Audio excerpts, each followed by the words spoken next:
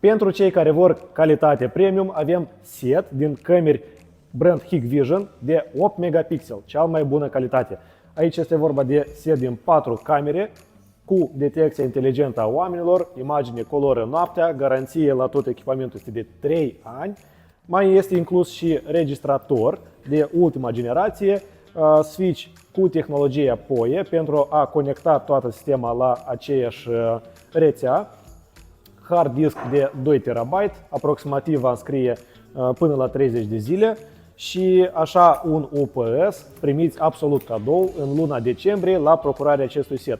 Aici este un UPS care menține sistema pornită în caz că se stinge lumina sau cineva neautorizat stinge lumina de la contor.